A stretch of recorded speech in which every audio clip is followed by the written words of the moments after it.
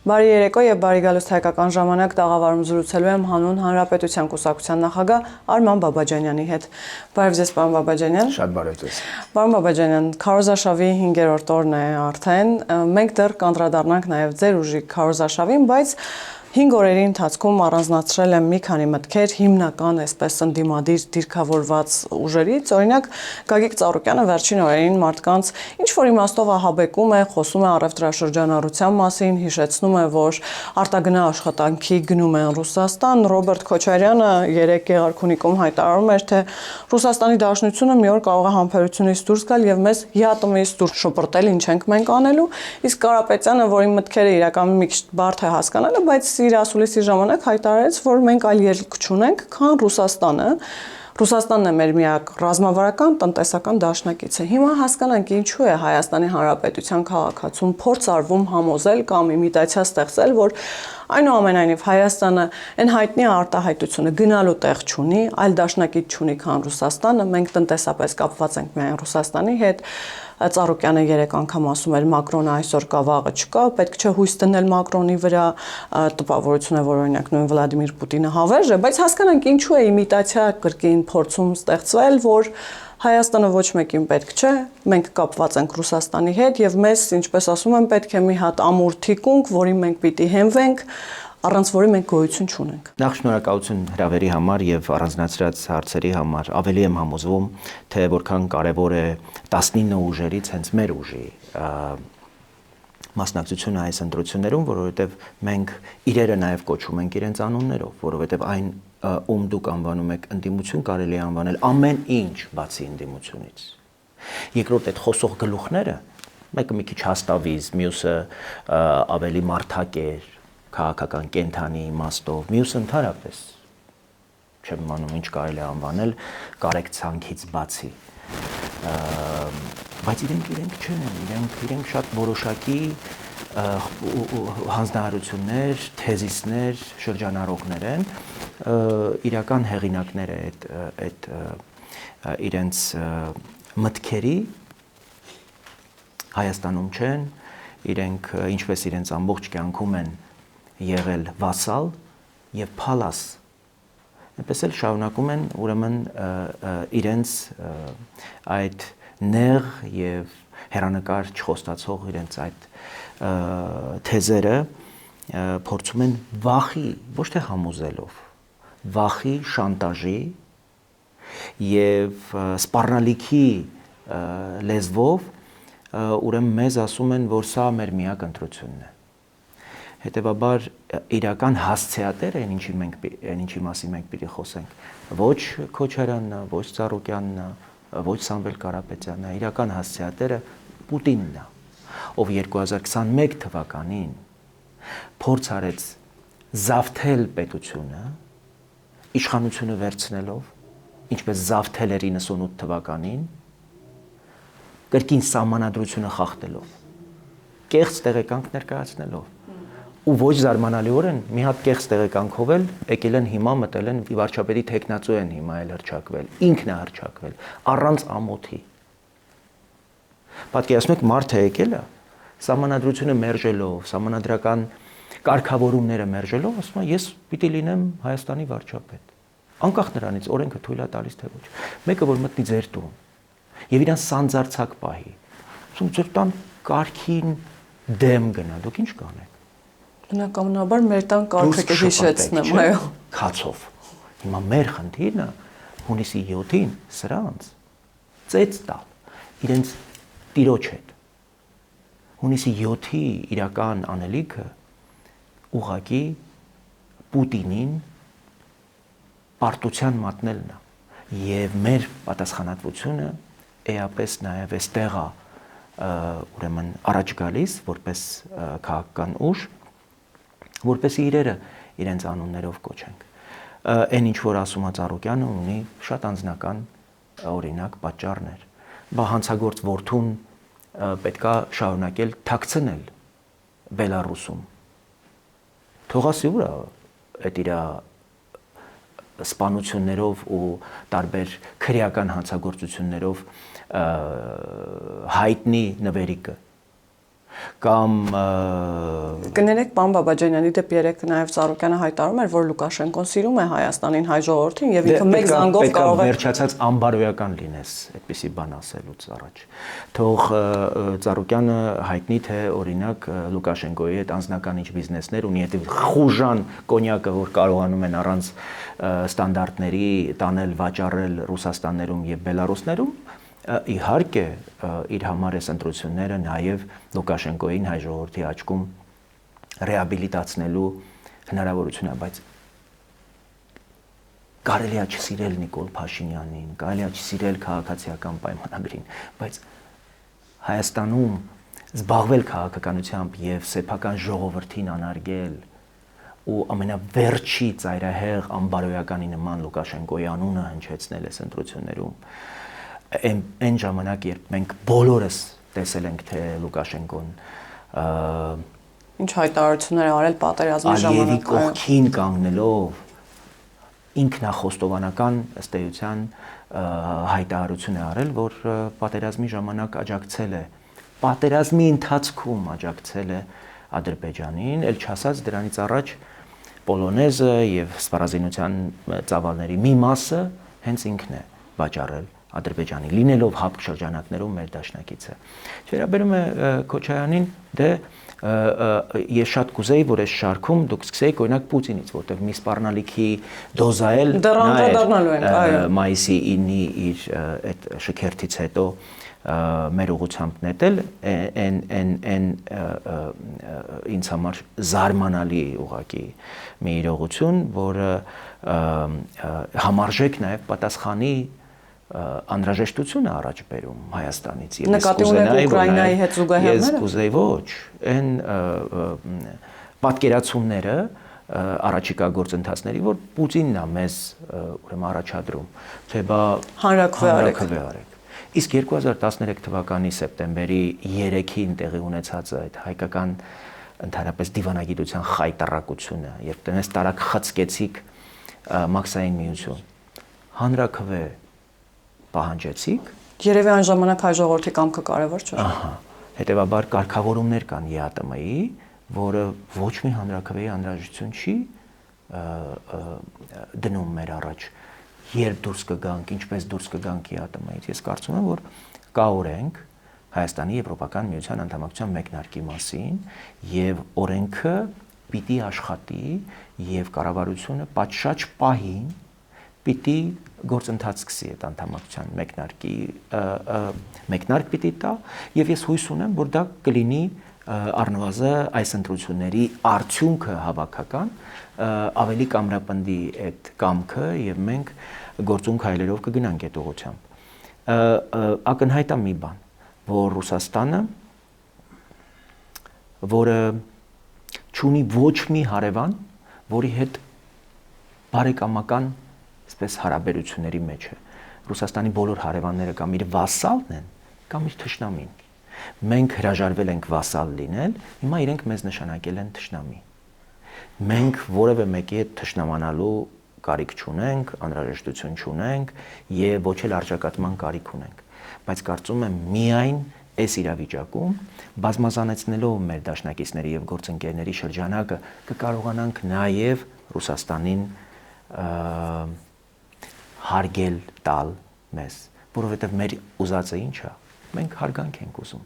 փոխադարձ հարգանք ենք ուզում։ Ռուսաստանը պատրաստ չի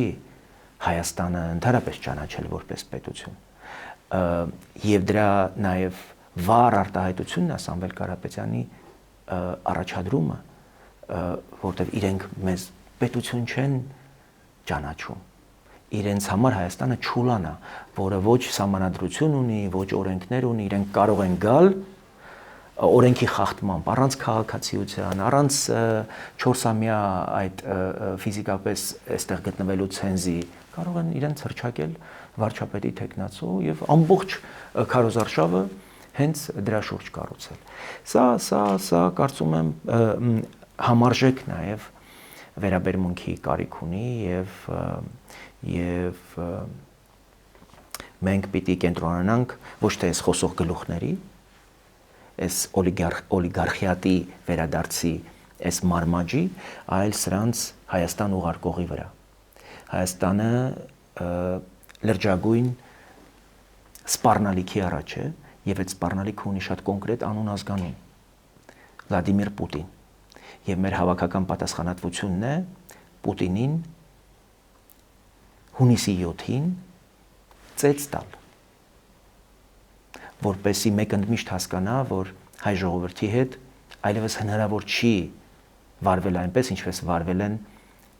ձեր նշած Ռոբերտ Քոչարյանի, Սամվել Կարապետյանի, առավել եւս Ծառուկյանի պատկերացումներով։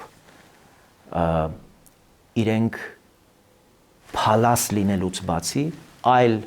հարաբերություններ չեն էլ պատկերացնում միջպետական։ Բարբերաբար իրենք հիմա առաջարկում են հայ ժողովրդին հետևել իրենց օրինակին։ Ուրեմն պետք է ոտքերը սրբել սրանց վրա, ցույց տալ, թե ինչպես են լինում արժանապատիվ եւ գործել ըստ այդմ։ Հետևաբար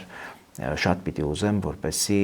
այդ իմաստով մենք խելքներս գլուխներս հավաքենք եւ ընդհանրապես կենտրոնանանք մեր անելիքի վրա, մեր հիմնական օրակարգերի վրա։ Իսկ դրանք ծայրաստիճան լուրջ են, դրանք վերաբերում են անվտանգությանը եւ պիտի ասեմ, որ քարոզարշավի ընթացքում անընդհատ բարձրաձայնում են այդ հարցերը եւ տարօրինակորեն մենք անընդհատ խոսում ենք, ասում ենք, այս մտահոգությունը որտեղից է գալիս, այս անվտանգության շուրջ մտահոգությունը, որտեղ վերջի 2 տարին կարծես հարաբերական խաղաղություն է, սահմանին անդորազոհ չունենք, բայց մարդիկ անհանգիստ են։ Այսինքն հիբրիդային այս գրողները շարունակում են մարդկանց կոգնիտիվ մակարդակում գոնե ազդել մարդկանց, ազդել եւ մարդկանց անհանգիստ պահել, անվստահ պահել սեփական պետության, սեփական իշխանության նկատմամբ, այսինքն անդադ հուսահատություն ներշնչել, որ մենք ոչ մեկ ենք, որ մենք չենք կարող ուրեմն Ռուսաստանից բացի ունենալ այլ գործընկերներ եւ այլ դաշնակիցներ, որ մենք ով ենք, Մակրոնը ով է, Եվրամիությունն ով է, Միացյալ Նահանգները հեռու է, սրանք իհարկե շատ որոշակի նպատակ ունեցող թեզեր են, որոնք պիտի համարժեք նաև գնահատականի արժանանան եւ մեր անելիքը նաև այդտեղ այս ամբողջ նկարագրությունը եւ ճշմարտությունը բարձրաձայնելն է։ Հանրաքվեի մասին իր հայտարարության ընթացքում պարոն Բաբաջանյան Վլադիմիր Պուտինը խոսել էր նաև այն մասին, թե հիշենք, թե ինչ տեղի ունեցավ Ուկրաինայի հետ եւ ինչու։ Այդ ամեն ինչը սկսվեց դեպի Եվրամիություն շարժվելու այդ ճանապարհով, ի սկզբանե Ուկրաինան ուղղակի ուզում էր մերձենալ Եվրամիության հետ, հիշեք ինչ եղավ։ Հիմա ամեն անգամ, երբ մեզ թե ներքաղաքական ամենատարբեր ուժեր վերջին օրերին էլի սպառնում են մեզ, այսպես ասած, Ուկրաինայով, թե Ռուսաստանի Դաշնության նախագահը, երբ որ նման ակնարկ է անում, ինչպես հասկանալ դա։ Եվ արդյոք տեղին է այդ զուգահեռը։ Հիմնական, դե իրենք չեն փոխում իրենց հիմնական լեզուն, սպառնալիքի, վախի, շանտաժի լեզուն եւ այդ իմաստով կարծում եմ մենք ոչ մի նոր բան չենք լսում, նորությունը նա էր, որ Զելենսկին թույլ տվեց, որպեսզի մայիսի 9-ին տեղի ունենա այդ հայտնի շքերթը 5 տարի անց պատերազմից, այ դա պիտի լինի պատասխանը Պուտինի։ Եթե Ուկրաինայից վկայաբերում որպես օրինակ, ուրեմն Ուկրաինան մետաֆիզիկան գիտեք ինչ է, այսինքն դոմինոյով գալիս է, հետո ռեկաշետով գլխի տա ջարդվում։ Այսօր ուկրաինական դրոնները հասնում են ուրեմն ռուսական այնպիսի քաղաքներ անպատկերացնելի եւ այնպիսի վնասներ են հասցնում, որ հնարավոր չի նույնիսկ հնարավոր չէր տարիներ առաջ պատկերացնել։ Ուկրաինական այս փորձը կարծում եմ շատ ուսանելի պիտի լինի նաեւ Հայաստանի համար։ Իհարկե Աստված մեր երեսին նայել է եւ մենք ուղիղ սահման չունենք Ռուսաստանի հետ եւ Ռուսաստանը իհարկե փորձում է Ադրբեջանի միջոցով, Վրաստանի միջոցով ուրեմն ամեն ինչ անել, որպեսզի իր ուղեցրում պահի Հայաստանին։ Հայաստանն էլ պիտի սրան արձագանքի համարժեք կերպով, որտեղ Ուկրաինան մեզ համար դադարել է լինել, այսպես որպես կործանման օրինակ, հակառակը Ուկրաինան ազատության եւ անկախության համար պայքարող ժողովրդի եւ պետության իրական օրինակ է, որը 5 տարի ուղղակի առանց ընկրկելու ցույց տվեց, որ իրական գործընկերների եւ դաշնակիցների աջակցությամբ շատ ծանր դժոխային իրողությունների միջով անցնելով այնուամենայնիվ ցույց տվեց, որ իր նպատակի մեջ աներեր ու անսասանա։ Այս նպատակը Եվրամիության անդամակցությունն է, ոչ թե մերձեցումը եւ ՆԱՏՕ-ի անդամակցությունը։ Ես չգիտեմ ՆԱՏՕ-ի մասով ինչ կլինի, բայց Եվրամիության անդամակցության շուրջ կան շատ ավելի գործնական քայլեր։ Այն ինչ որ նաեւ մեզ է սպասվում։ Մենք Եվրամիության ուղղությամբ գործուն քայլեր ենք նաեւ սպասում Հայաստանից այս ընտրություններից հետո։ Եվ ես ունեմ տեղեկություններ, որ Եվրամիության վերջին գագաթնաժողովի ժամանակ եղել են այդպիսի քննարկումներ, որ մենք հիմա չենք բարձրաձայնում մեր հանձնառության մասին, որպեսզի ավելորդ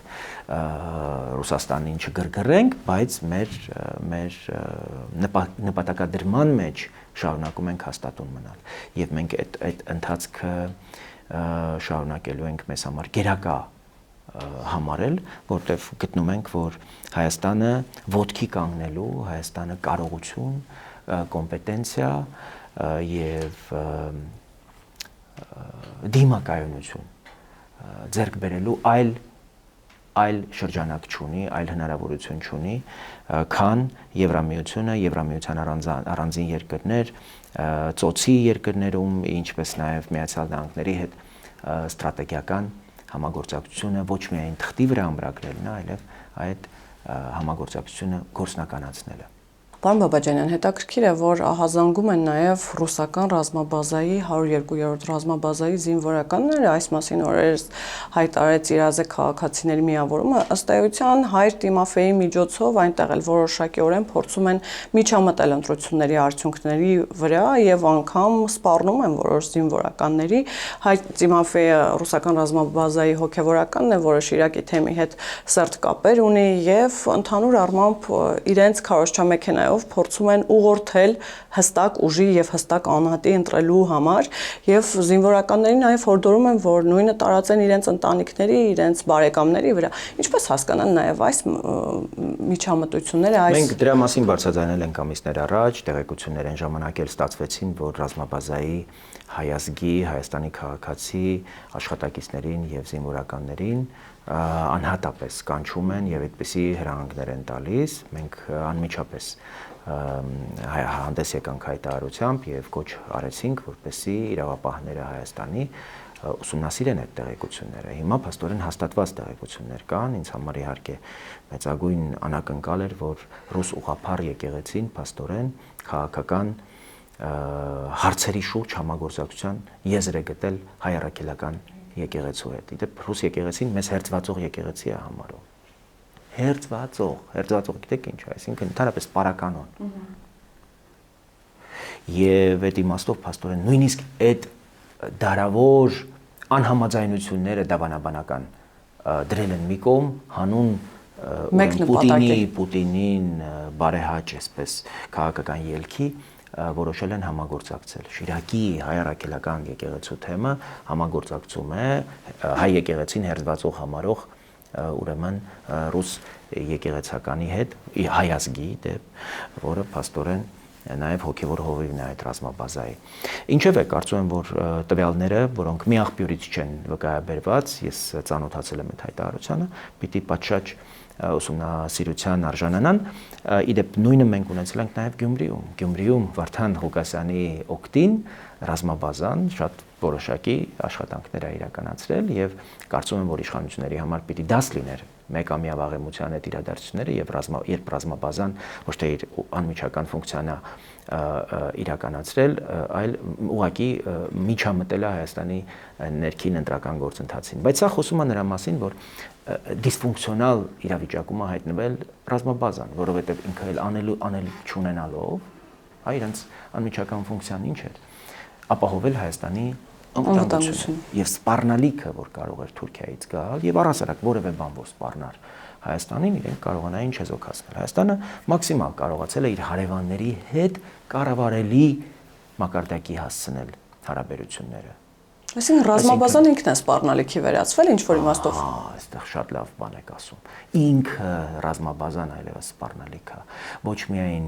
ուղակի այսպես ընտրությունների մեջ մասնակցություն բերելով ապօրինի այսպես գործընթացների տեսքով, այլ ավելի խոշոր հաշվով չկարողանալով ապահովել Հայաստանի անվտանգությունը եւ աչքի առաջ ունենալով 21 թվականի ներխուժումը Հայաստանի ինքնիշխան տարածք, 22 թվականի իրադարձությունները արդեն Ջերմուկի եւ Գեղարքունիքի հատվածներում, երբ այդ ռազմաբազան ուղակի անգործության էր մատնված, էլ չասած 2023 թվականի Արցախի տարածքում տեղի ունեցածը, դրանից հետո թույլ տալ, որ այս ռազմաբազան շարունակի Հայաստանում ընդհանրապես գտնվել, կարծում եմ սա ահազանգ է եւ ապացույց, որ մեր պահանջը ընդհանրապես այս ռազմաբազան դուրս բերել Հայաստանից ավելի քան լեգիտիմ եւ հրատապ է, որովհետեւ սա ռումբ է հայկական պետականության հիմքում։ Այսինքն խորհրդարանում հայտնվելու դեպքում դա ձեր պահանջն է լինելու, պարոն Բաբաջան։ Մեր իհարկե հետևողական պահանջն է լինելու, որովհետև կարծում ենք, որ բոլոր օտարերկրյա, այսպես ասած, ներկայությունները Հայաստանում պիտի ապահովեն Հայաստանի անվտանգության խորացմանը, ոչ թե պիտի սպառնալիք ստեղծեն Հայաստանի անվտանգությանը։ Մենք մի նպատակ ունենք՝ ամեն կերպ աջակցել, օգնել, ոռոգել անվտանգությունը ապահովող գործոնները, ավելացնել եւ տնտեսական իմաստով, եւ քաղաքական իմաստով, եւ ռազմական իմաստով, այսինքն ամեն ինչ անել, որպեսզի հարատև եւ անշրջելի լինի անվտանգությունը։ Մենք ըստ էության մեր երկրում պահում ենք մի ռազմաբազա, որը մեծագույն սպառնալիք է այդ անվտանգությանը։ Մենք դեռ չգիտենք օրինակ այդ ռազմաբազայի գործունեության ինչ նոր շերտեր կարող են ի հայտ գալ, որտեղ ասենք մարդիկ այդ ձեր վկայաբերած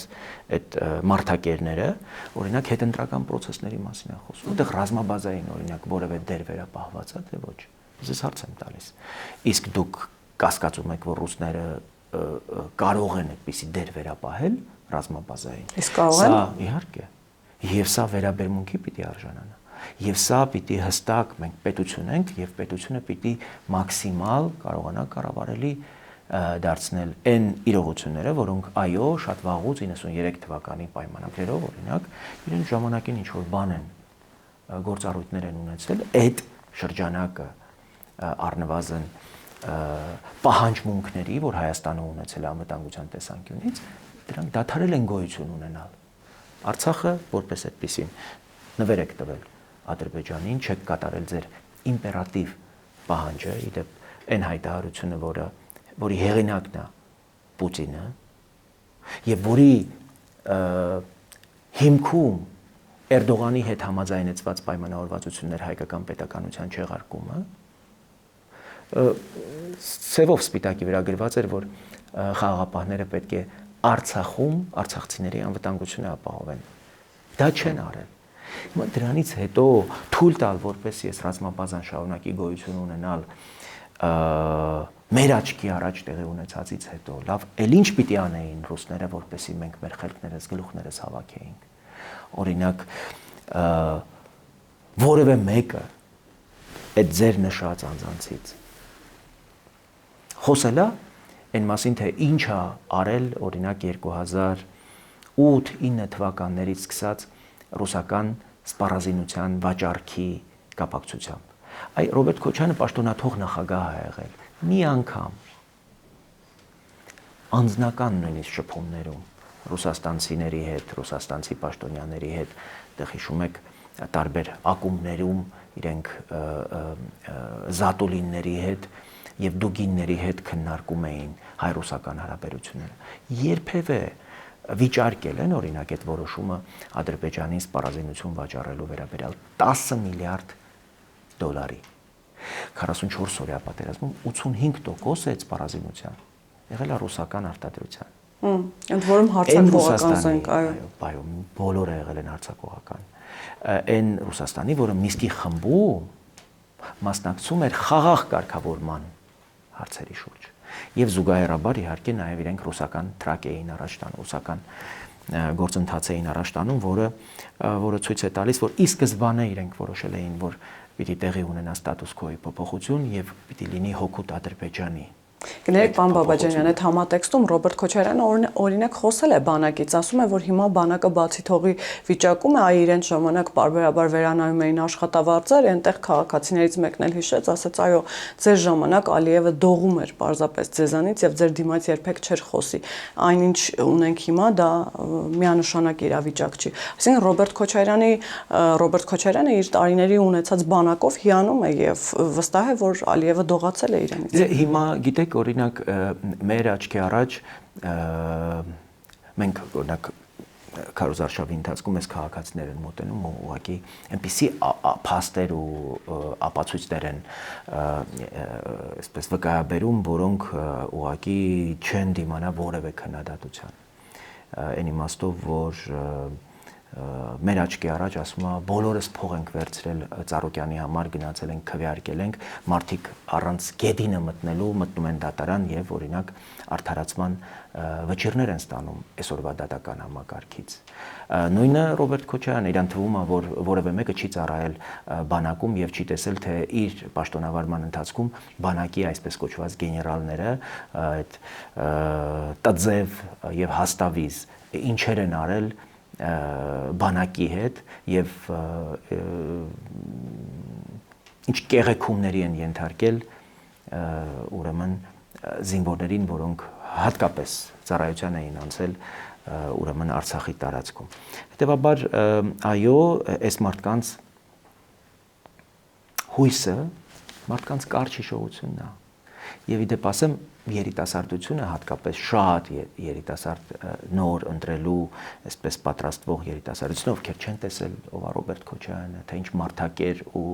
կենթանի է քաղաքական իմաստով Ռոբերտ Քոչարյանը եւ ինչերի միջով է անցել հայ ժողովուրդը նրա պաշտոնավարման ընթացքում,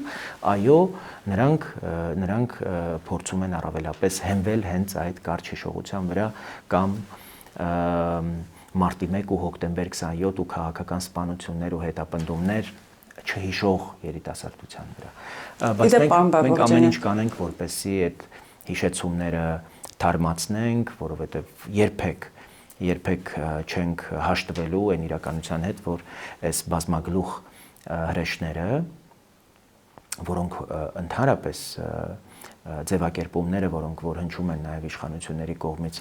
որոնք մենք կիսում ենք, ասում եք մաֆիոզ են, գող են, ավազակ են, հանցագործ են, դրա համար կա քրեական օրենսգիրք եւ ձեր նշած յուրաքանչյուր կետով այս մարդիկ որոշակի պատասխանատվության պիտի արդեն վաղուց ենթարկված լինեին եւ ձեր նաեւ կամազուրկ իշխանավարման պատճառով է, որ այս մարդիկ ոչ թե ցուցմունք են տալիս, այլ հարցազրույց, ոչ թե քննիչի մոտ նստած հիմա փորձում են արդարանալ, այլ քաղաքական տեքստեր ու հայտարարություններ են անում ու սպառնում են հայ ժողովրդին, եթե այդ ուրեմն երաշխավորին Պուտինի դեմքով, որը միջազգային հանցագործ է ու մարդասպան, որը համաշխարհային մեկուսացման մեջ է, ուզում են կապել հայ ժողովրդի գլխին։ Այսինքն մենք այդքան ձեզ թվում անճար ենք, այսինքն Հայաստանում տեղի ունեցած այդ եվրոպական քաղաքական համայնքի գագաթնաժողովը, որը պատասխան էր նաև մեր Եվրաքվեի արդյունքում ընդունված օրենքի, ձեզ որևէ կերպ չի հուշում, որ այդ գագաթնաժողովը ինքնին վերաֆորմատավորել է հայ-ռուսական հարաբերությունները, անկախ նրանից քաղաքական այդպիսի հայտարարություն արվել է թե ոչ, այլևս հայ-ռուսական հարաբերությունները չեն կարող համարվել, այսպես ասած, դաշնակցային եւ ռազմավարական կամ համարժեք լինել այն պարտավորություններին, որ 2007 թվականի օգոստոսին ձեռք են բերվել երկու երկրների միջև։ Թե Հայաստանը եւ թե Ռուսաստանը այլևս չունեն այն վստահությունը միմյանց նկատմամբ, որ ունեցել են նախկինում, եւ մենք այս իրողություններից պիտի ելնենք։ Անկախ նրանից ես ինչ անձնական, նյութական, անվտանգային շահեր կունենամ Ռուսաստանի հետ, չի կարող այդ բոլորը գերակա լինել այն իրողություններին, որ գետնի վրա կա, եւ այն տրամադրություններին, որ առաջացել են նաեւ մեր աչքի առաջ տեղի ունեցածի պատճառով։ խոսքը առավելապես 20-21 թվականի մայիսյան իրադարձություններն են, իշխանասարի իրադարձությունները նոյեմբեր ամսին 2022 թվականի եւ իհարկե այս ամենը նաեւ ուղակի մեզ հրամայական է դարձնում եւ հապկից դուրս գալու, եւ ԵԱՏՄ-ից դուրս գալու, եւ ԱՊՀ-ից դուրս գալու, որտեղ այնտեղ միջպետական պայմանավորվածություններ կան, որոնք Հայաստանին լուրջ խնդիրների առաջ են կանգնեցնում եւ կարծում եմ սա է ճանապարհը եւ մենք այդտեղ հետեւողական ենք լինելու կրկին ասեմ, որ անվտանգությունը եւ խաղաղությունը Հայաստանի համար կենսական հրամայական են եւ դա չի կարող կախված լինել մի անհատից, մի քաղաքական ուժից եւ մի ընտրական ցիկլից։ Դրա շուրջ լայն քաղաքական եւ հասարակական համախոհություն է պետք եւ ջանքեր, որպեսզի մենք մեր գործընկերների հետ ձեռք բերված պայմանավորվածությունները ավելի որակյալ դարձնենք, ավելի խորը դարձնենք եւ ավելի արագ դարձնենք։ Եվ ամենակարևորը իշխանությունների ձեռք բերված պայմանավորվածությունների շրջանակներում նրանցից թափանցիկություն եւ հաշվետվողականություն պահանջել։ Ինչ իմաստով, պարոն Բաբաջանի։ Օրինակ Միացյալ Նահանգների հետ ձեռք բերված պայմանավորվածությունները էներգետիկ համագործակցության շուրջ շատ որոշակի այլևս կարծում եմ անշրջելի իրողություններ են իհայտ բերել։ Ռուսաստանը, Ռոսատոմը մեզ շանտաժի է ենթարկում, ասում է, եթե դուք 2036 թվականին որոշել եք Միացյալ Նահանգների հետ փոքր մոդուլային ռեակտոր կառուցել, ուրեմն ես ձեր գործող ատոմակայանի գործողության ժամկետը չեմ երկարաձգի մինչև 2036 թվականը։ Ռոսատոմը ինքը այլևս այնպիսի սանկցիաների տակ է, որ չի կարողանում ավարտին հասցնել Թուրքիայում Ակույու ատոմակայանը նույնիսկ եւ պահանջում է, որպեսզի Հայաստանը, օրինակ, այդպիսի պայմանագիր կնքի Ռոսատոմի հետ, մերժված ամբողջ աշխարհի կողմից։ Հիմա մենք օրինակ պահանջում ենք, որպեսզի տարածքային ենթակառուցվածքների նախարարը 2 տարի առաջ խոստացել էր, հայտարարել, որ Հայաստանը պիտի ուրեմն վերջապես հայտարարի, թե ում հետ պիտի կառուցվի ուրեմն նոր ատոմային էլեկտրակայանը։ Կաշկանդված է Հայաստանը։ Այդ իմաստով նաև Ֆրանսիայի հետ բանակցություններ կան։ Չկան այլևս։ Հայաստանը վերջացրել է բանակցությունները Միացյալ Նահանգների հետ եւ ես հույս ունեմ, որ առաջիկայում վերջապես համարձակություն կունենա գործող իշխանությունը, նաեւ այս ընտրությունների արդյունքներով կունենա բավարար կամք հայտարարել, որտեվ այլ ճանապարհ չկա։ Նաև Միացյալ Նահանգների հենց Westinghouse-ը պատրաստ է երկարաձգել գործող ատոմակայանի գործողության ժամկետը մինչև 2036 թվական։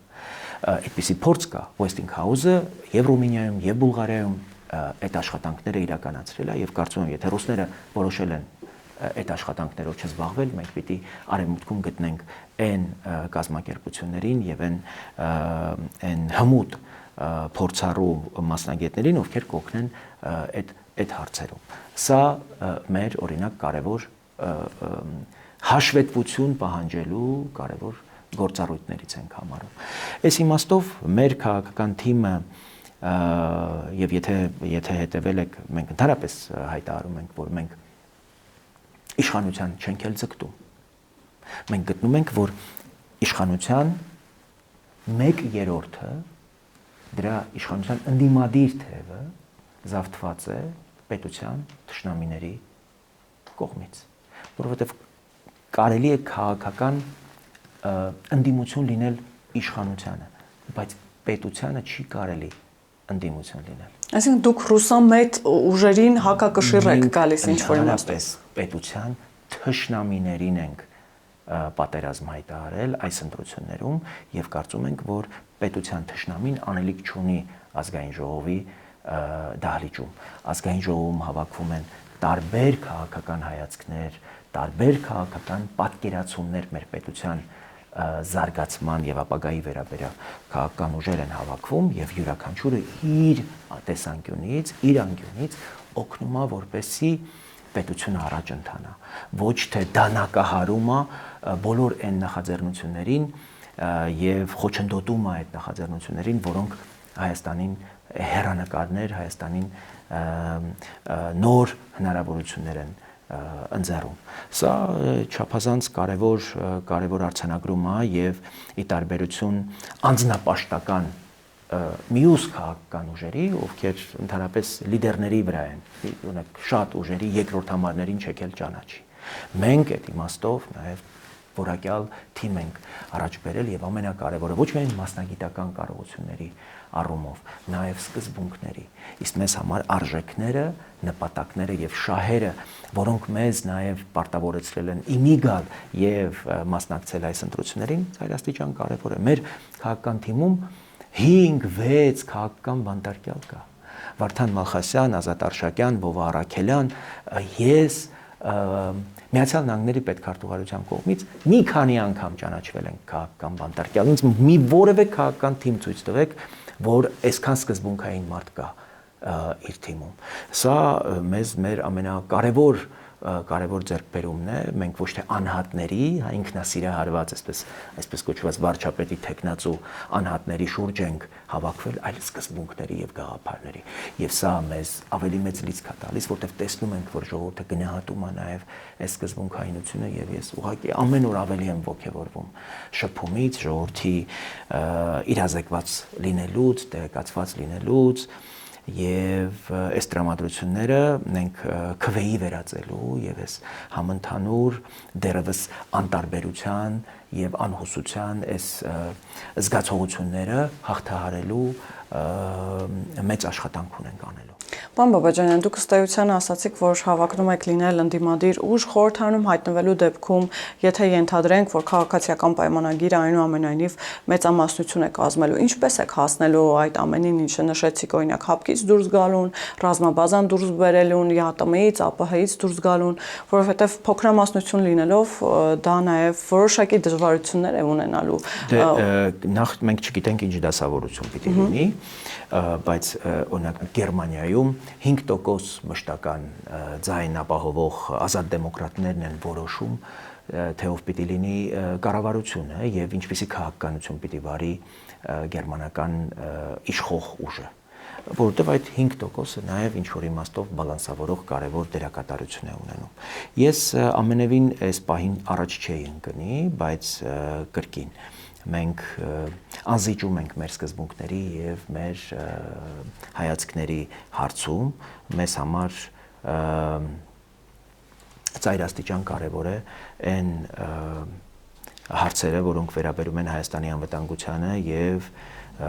ավելացնում են բարձիկները այդ անվտանգության ապահովման համար, ինչ վերաբերում է քաղաքացիական պայմանագիրը կունենա մեծամասնություն, չի ունենա մեծամասնություն, քաղաքացիական պայմանագիրը հայտարարել է, որ ցանկանում է սահմանադրական մեծամասնություն ունենալ, իսկ դա շատ ավելի մեծ մարտահրավեր է, հատկապես սահմանադրական հանրաքվեի իմաստով։ Իսկ ինչ վերաբերում է մեր պահանջներին, ես կարծում եմ, որ մեր թեկուզ համեստ ներկայությունը ազգային ժողովում եւ բարձրաձայնումը ռուսական սպառնալիքների, հապկից եկող սպառնալիքների, Լուկաշենկոյի նման ուրեմն հանցագործներին իրենց տեղը նստեցնելու եւ համարժեք պատասխանելու եւ առասարակ այս օրակարգերը անընդհատ թարմ պահելը կարևոր հանձնառություն է քաղաքական ուժի համար, որի նպատակը հայկական պետականության հարատևությունն ու Հայաստանի հավերժությունն է։ Մենք կլինենք ազգային ժողովում այնքան, ինչքան մեր ժողովուրդը կվստահի։ Եվ մեր այդ վստահության չափով, մեր ունեցած մանդատների քանակով մենք ոչ մի օր մեր մտքից եւ մեր տեսադաշտից, մեր ռադարից դուրս չենք դնի այն հարցերը, որոնք այսօր բարձրաձայնում են մեր հայրենակիցները եւ որոնք հանրագումարում կրկին ու կրկին գալիս հանգում են անվտանգության։ Անվտանգությունը մեզ պիտի հնարավորություն տա ավելի խորացնել, ավելի ինտենսիվացնել, ավելի բովանդակային դարձնել մեր համագործակցությունը մեր գործընկերների հետ, մեր դաշնակիցների հետ, ովքեր մեզ ուժ, կարողություն, հնարավորություն կտան ոտքի կանգնել եւ ուրեմն մրցակցային առավելություն ունենալ թե տարածաշրջանային եւ թե գլոբալ գետնի վրա։ Պարոն Բաբաջանյան, թեև եթերաժամանակի սղության խնդիր ունենք, բայց եւս մի քանի բաներ կան, որոնց այսպես շատ կարճ կուզենամ անդրադառնանք։ Նախ Ռուսաստանից եկող այն հայտարարությունները, մասնավորապես Զատուլինի շուրթերով, որ եթե քաղաքացիական պայմանագիրը եւ Նիկոլ Փաշինյանը հաղթեն, Ռուսաստանը չի ճանաչելու այդ արդյունքները, որովհետեւ ըստ նրանց Նիկոլ Փաշինյանը եւ քաղաքացիական պայմանագիրը իրենց թշնամին են անձնական։ Եվ հետո ինչպես հասկանանք նաեւ այս օրերին Գարեգին-բեի դիրքավորումը, որը հյուրընկալվել էր Սամվել Կարապետյանի առանձնատանը, իր հայրապետական օրհնություններ տարել, այսպես ասած, սա արդյոք կարող ենք դիտարկել որպես ուղիղ միջամտություն եւ աջակցություն նաեւ։ Եվ վերջում քիչ են նաև այն խոսակցությունները, որ այս ընտրությունները Հայաստանի համար ամենակարևորն են, բախտորոշ են, այս ընտրություններին ամենատարբեր երկընտրանքներ է առաջարկվում պետություն ունենալ, չունենալու, խաղաղության ու պատերազմի։ Ըստ ձեզ ինչու է այսքան կարևոր այս ընտրությունները եւ ինչ երկընտրանք է դրված։ Իրականում սա լավ օրից չի, իհարկե, որ մենք 2021 թվականից հետո 26-ին կրկին կանգնած ենք պետություն ունենալու եւ չունենալու այս երկընտրանքի արչև եւ մարդկանց կրկին ըստ էության առաջադրում ենք ընտրել պետություն ունենալու եւ չունենալու միջեւ, որտեվ 21 թվականին կարծես պետության թշնամիներին պատասխանատվության կանչելու համար ոչինչ չէր պակասում եւ գործող իշխանությունները այդ մուրճը առած, ցույց էին տալիս, որ տվեք մեզ մանդատ եւ նրանք ուրեմն արժանի իրենց տեղը կգտնեն։ Այդ շրջանակը Ռոբերտ Քոչարյանի գլխավորությամբ պիտի վաղուց պատասխանատվության ենթարկված լիներ, դրա համար նաեւ ոչ միայն ազգային դատարանի վճիռները պիտի ուղղակի գործադրվեին, նաև միջազգային դատարանի 2025 թվականի սեպտեմբերի 18-ի Մարդու իրավունքների եվրոպական դատարանի որոշումը կա, որով եւ Ծառուկյանն ուղիղ պատասխանատու մարտի 1-ի իրադարձությունների համար եւ Դաշնակցությունը եւ Հանրապետականը, որը հիմա ուրեմն հանդես է գալիս Սամվել Կարապետյանի նաև դեմքով։ Իհարկե ճակատագրական է, բայց հենց սրա համար ենք ասում, որ ամեն անգամ այս ճակատագրականությունը չեզոքացնելու համար պիտի ժողովրդավարության թշնամիները եւ պետության հակառակորդները դուրս դրվեն մեր քաղաքական միջավայրից։ Այս մարդիկ քաղաքականություն են մտել ուրիշի օրակարգերով։ Հայաստանի այսպես կոչված ընդդիմությունը ինքնիշխան չի։ Հայաստանի հարկատուների տված փողի կառավարման 1/3-ը հակառակորդն է տնօրինում։ Հայաստանի հարկատուների տված փողով ձևավորվող բյուջեի 1/3-ը ձևավորում են Հայաստանի թշնամիները։ Հիմա մենք սրա հետ չենք կարող հաշտ լինել եւ սա է մեր ուղերձը, որ այս դասավորությունը պետք է փոխել։ Ինչ վերաբերում է վեհապարին, վեհապարը ինքը պիտի հավանաբար նաեւ վատը զգար այդ հանդիպման ժամանակ այսպես կոչված իր ձևով եկեղեցին պաշտպանելու լծված Սամվել Կարապետյանի հանդիպման այդ փաստից, որտեղ ոչ թե աչքն էր համբուրում վեհապարի, այլ ուսին էր տնտմբացնում, այո։ Ուսին էր տնտմբացնում։ Սա ամենայն հայոց կաթողիկոսին արժանի ընդունելություն չի եւ վերաբերմունք չի եւ իհարկե վեհապարը, որը իմ հանդիպումների ժամանակ տարիներ առաջ մեծագույն այսպես խանդավառությամբ պատմում էր, թե Սամվել Կարապետյանը վեհարանի կառուցման համար քանի միլիոն փող է հատկացրել իրեն եւ այլն, այս քարներ ցույց տալիս են, զարդներ ցույց տալիս եւ այն ոսկին, իր համար այդ է եղել կարևորը եւ իհարկե նաեւ օտար երկրներից իջեցված հանձնարարությունները, որին եկեղեցին շարունակում է հավատարիմ մնալ։ Ես հույս ունեի, որ ընտրական այս ամենաթեժ հանգրվանում եկեղեցին հնարավորինս իրեն կդիստանցավորի եւ թույլ չի տա, որպեսզի այս կամ այն կերպ եկեղեցին արատավորվի ընտրական քաղաքական process-ների արդյունքում, որտեղ դրանք եկեղեցու հետ որևէ կապ չպիտի ունենան, եկեղեցին պիտի լրիվ մնա որևէ կերպ այս կամ այն քաղաքական ուրեմն ուժին աջակցելուց պիտի ձեռնպահ մնա, բայց դա տեղի չունեցավ, վեհապարը որոշեց անթաքույց իր աջակցությունը հայտնել ուրեմն քաղաքական ուժերից մեկին ու սա իր հերթին խնդիրներ է առաջացնելու հետ ընտրական, որովհետև չի կարող եկեղեցին այլևս քաղաքական կողմ լինել։ Սա մեծ հարցեր է առաջացնում եւ սա նաեւ առաջադրում է մեզ բոլորիս նոր համանadrության տեքստում հստակություն մտցնել ընդհանրապես եկեղեցու առաքելության շրջանակների եւ պետության հետ հարաբերությունների հարցերում սրանք ծայրաստիճան կարևոր են եւ կարծում եմ անկախ նրանից մենք ինչ չափով ներկա կլինենք խորհրդարանում մենք հանձնառու ենք ակտիվ կերպով մասնակցել այս եւ ձևակերպումներին եւ քննարկումներին եւ իհարկե հանրաքվենել կարևորում ենք